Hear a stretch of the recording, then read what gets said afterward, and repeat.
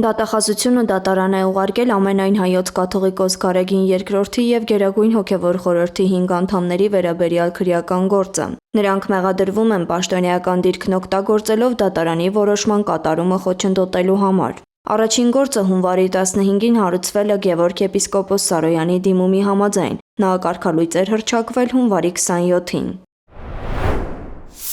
Եկեղեցում որևէ մեկին դատարանի որոշմամբ չի, որ ձեռնադրում եւ օծում են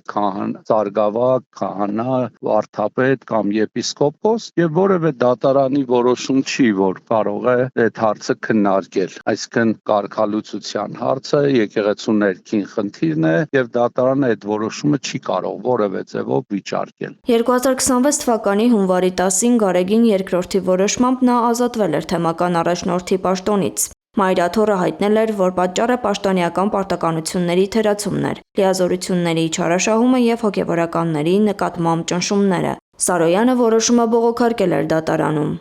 Արմավիրի մարզի առաջինատյանի ընդհանուր իրավասության դատարանը միջանկյալ որոշմամբ սահմանել էր, որ մինչև գործի վերջնական քննությունը Սարոյանը պետք է շարունակի պաշտոնավարել։ Դատարանը նաև արգելել էր խոչընդոտել նրա լիազորությունների իրականացումը եւ թեմի ֆինանսական միջոցների կառավարումը։ Դատախազությունը պնդում է, եկեղեցու ղեկավարությունը շրջանցել է դատարանի որոշումը։ Մայրաթոռը հակադարձում է, դատարանն է միջամտում եկեղեցու ներքին կանոնակարգին։ Տեր-Վրդանես քահանա Բաղալյանի խոսքով աշխարհիկ դատարանը դուրս է եկել իր լիազորությունների շրջանակից եւ փորձում է լուծել հարցեր, որոնք կարգավորվում են եկեղեցական կանոններով։ Սա ընդհանրապես կրոնական հետապնդում է կամ քաղաքական, կամ չգիտեմ ոնց կարելի է ձևակերպել, նույնիսկ աննախադեպ է մեր պատմության ընթացքում երբևիցե նման դեպքեր չեն հիշում, գոնե անկախությունից հետո, որ դատարանը որևէ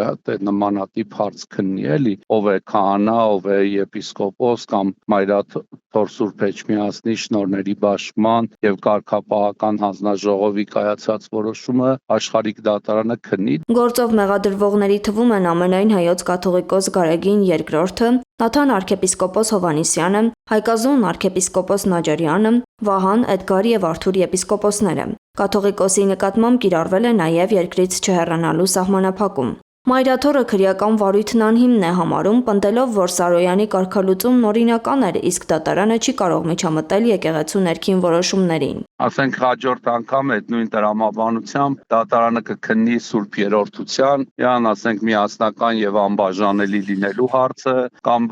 դատարանը կարա նույն տրամաբանությամբ Քրիստոսի բնություն մարդկային եւ աստվածային բնությունների հարցը քննել, կամ ասենք հրեշտակների դասերի, քանի դաս հրեշտակ կա երկնքում։ Այսպիսով մի կողմում պետության պահանջն է կատարել դատարանի որոշումը, մյուսում եկեղեցու պնդումը, որ իր ներքին հարցերը պետք է կարգավորվեն եկեղեցական կանոններով։ Վեճի իրավական լուծումը կտա դատարանը։